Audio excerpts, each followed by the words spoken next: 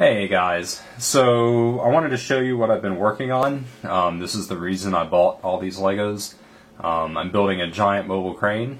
A lot of people out there say don't start with something really complex. Well, I'm doing exactly that. But the problem is I didn't really want to build anything else. You know, I'm not really into supercars. I mean, I think they're neat. I love to see the stuff that other people are building. But, you know, the mobile crane is the only thing I want to build. Once it's complete, which could easily take another year, you know, the next thing I want to do is a bucket wheel excavator. You know, big stuff is what I find interesting. You know, I love to see other people's excavators that they've made, but, you know, I feel like on that scale, there's not a whole lot else to be done. Either you do one with linear actuators or with pneumatics. You know, they're cool. You know, I don't want people to stop building them, but that's just not what I want to build. So, anyway, what you're looking at is kind of a test bed. I've pretty much completed one of the axles, even though you see two wheels here. The other axle is just kind of a dummy axle right now. I hooked up two medium motors, and then just, you know, a battery box and a receiver. So, you know, just to test some things out. I wanted to see if the steering mechanism that I had built operates as smoothly as I hoped it would, and actually it really impressed me. It was a lot smoother than I thought it would be. One of my goals in this build is, you know, it'll have at least 9 axles. I might even do 10. Yes, I know there's no real-world crane that has, well, there's probably a 10-axle crane out there somewhere. But, you know, a lot of people build the Liebherr cranes. Currently, I think the highest axle count is 9. I might do 10 anyway, just because I'm really obsessed with symmetry. I've got more plans than this, but most of them are no longer relevant. So really, the only plans that I currently have is just a very rough diagram of what the wheel layout will be, and then what some of the gearing ratios between those wheels will be. I'm going to have all-wheel drive, all-wheel suspension, all-wheel steering, and at least 2 steering modes, which I've already found out how to achieve that via gearing, and I think I can do 3 and possibly even 4. So, yeah, I guess I'll give you a little bit of a hands-on. I mean, you know, you can see it turn the wheels and drive back and forth, but it's just 2 axles out of what will eventually be potentially a 10-axle vehicle. So, let's see. I'm a little new to this, so let's see how well I do showing you stuff. I at least have a big bright light above me, but I'm kind of on the shadow side of that light. So, oh, where to start? Okay, let's go on the underside. I am using portal axles, and if you'll see, kind of a funky thing I've done, when a lot of people use a portal axle, they'll put this part with the axle hole on this side, and that gets the turning radius of the wheel further from the center of the wheel. So even though it took a lot of parts, I've moved that 2 studs closer to the wheel. A long time ago, like half a year ago, I built another prototype where I had the steering axis of the wheel directly above the wheel. That didn't work at all. I found out very quickly there's a reason that a lot of people in all their vehicles do it this way. It's because, you know, those are the components that you have, and I mean, it's Lego, it can't do everything. So, anyway, so I was able to get the steering axis a little closer to the wheel. I've got a lot of the new 8-tooth gears, so I'm not really worried about breaking those gears. I've got about 3 studs of travel. Right now I'm using 2 of the weaker springs, 1 on either side, and I've got a small pneumatic cylinder, which currently I don't have any tubing hooked up. I think that'll be enough to support the vehicle even after I put the crushing weight of a gigantic boom on top of it. If it isn't, though, I've still got a lot of the hard springs. I don't have 40 of them, which is how many I would need to have a hard spring on either side. But, I mean, I guess I'd buy them if I had to. I tried to cram a full-size cylinder under there. Didn't fit. Small will have to do. But, you know, hey, then you get adjustable suspension as well. So, again, you can see it steer.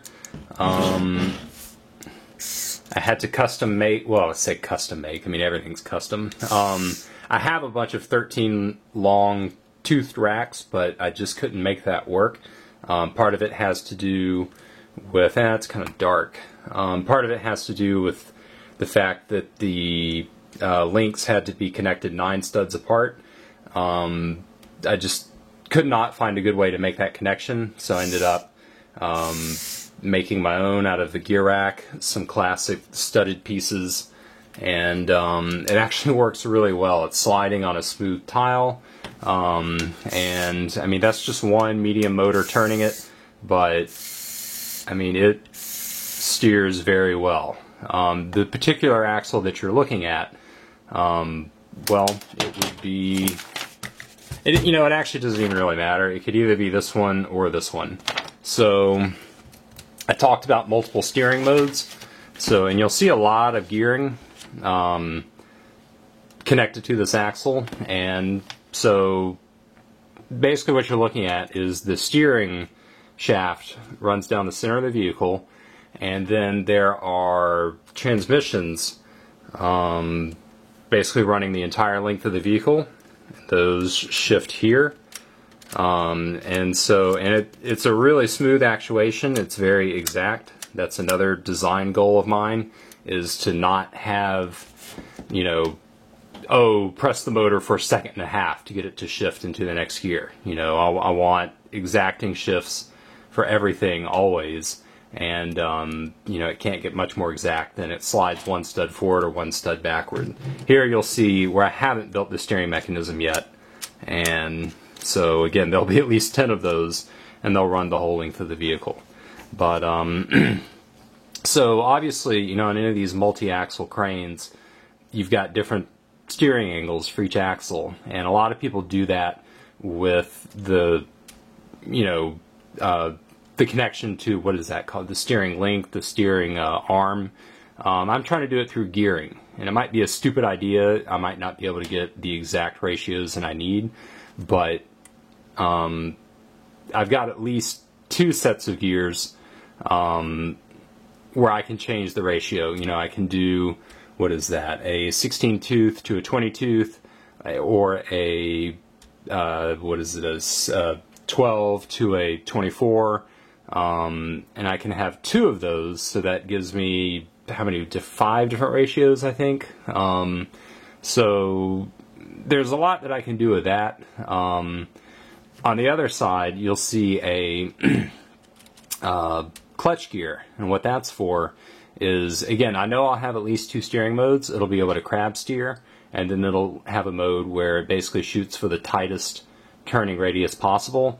But, you know, in a real vehicle, they don't use that mode, you know, when you're driving down the highway. They have it where the rear axles don't turn as much, or they don't turn at all, or turn at all. So, going back to my diagram, if every single axle has a shift to either allow it to get to crab steering, or what would you say, multi-angle steering, if I can get another transmission in there where I can basically reduce the steering rates of all the rear axles, I can kind of create those modes where the rear axles don't steer as much. So I know I can get at least 2 modes, and I think I can get a third, but we'll find out once I actually get that far. Oh yeah, but the whole reason for the clutch gear, just on this one side, is when you enter the crab steering, it's only on the crab steering mode side. So let's say you were crab steering and you didn't return to center, and then you shifted into the other steering mode and you started steering. Well, now your wheels are all misaligned. So to easily realign all those wheels, if you go into crab steering mode and turn it to steering lock, eventually all the wheels will get to steering lock, then you can steer them back to center and go back into the other steering modes. So that's the point of that clutch gear. There'll also be another clutch gear, you know, from the steering motors, obviously, because bad things can happen when you turn to steering lock. Well, actually, I guess it did pop out because I was playing with it. Gear crunch, that sounds terrible. But so that's kind of the steering in a nutshell. I don't have Ackerman geometry, but with a crab steering, I didn't want it anyway. So that's kind of what I'm most proud about, though. I was kind of waiting until I finished that before I made a video. So, oh wow, that's 10 minutes. Well, I think I'll pause this and I'll make a new one and talk about the drivetrain.